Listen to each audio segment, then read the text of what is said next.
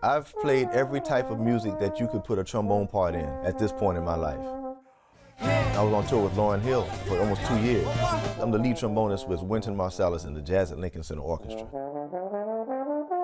Talent doesn't take you but so far. You actually have to put work into it. When you play in a jazz band, the first thing that you have to do is listen to someone else before you make a sound on your horn. Every sound that you make is connected to somebody else's. Everybody has a set of things that defines their sound, and that must be what jazz is about, is putting your sound within this group of rules that define what the music is, and that lets you be yourself. My name is Vincent Gardner. I'm a trombonist, and I'm also the artistic director and education director and co-founder of Jazz Houston.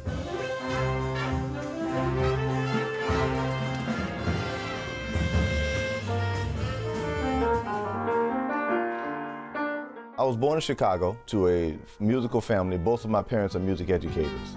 My father was a great trumpet player. Played with Count Basie's band and Ray Charles' band in the 60s, and made a lot of records in Chicago of his own, and produced a lot of people, wrote for a lot of people like the Dells and a lot of great R&B artists, Fontella Bass, and a lot of great singers from the 60s and 70s. We left Chicago when I was 4 years old, and I grew up in Virginia.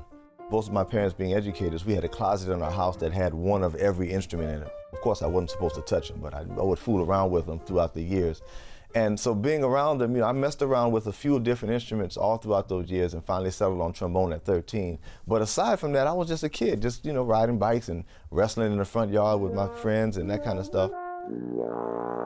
10th grade, I was playing football, and the band director, came to me and said, "Man, what are you doing? You're gonna bust your lip up out there, man." It's just, He looked at the horn, he said, "Man, this is gonna take you somewhere. He said, this is gonna take you all over the world." That's not. It was the absolute truth. And so it was after then that I started to kind of put more focus into music and actually started practicing seriously. I got into a jazz band, and the director was a trombone player. He gave me the first record by J.J. Johnson, a great jazz trombonist. And when I heard what he was doing, I said, there's no way that I could be playing the same instrument that this guy on this record cover is playing. It was very personal, the way that his horn, the way he sang through his trombone. He used vibrato, which is the waver in the sound. Just all the little effects, things that he did that no other trombone player did. Man, that blew my mind when I was 17. It really blew my mind that these kinds of things were possible. And that's when I realized I have a lot of work to do. I believe in God, and I believe that He rewards you with the people and experiences to nurture you.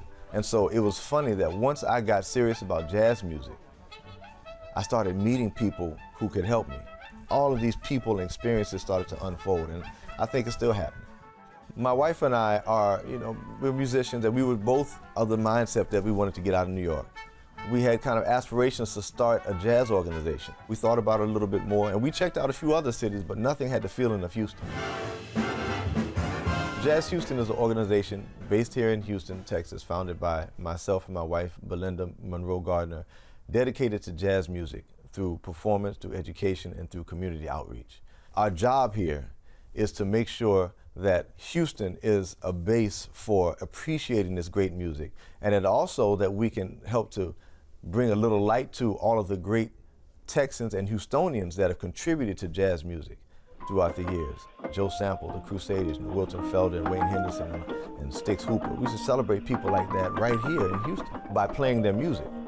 Jazz music was the foundation for so much, and it's important that young people not only know that, but also know what the music is that started all of that.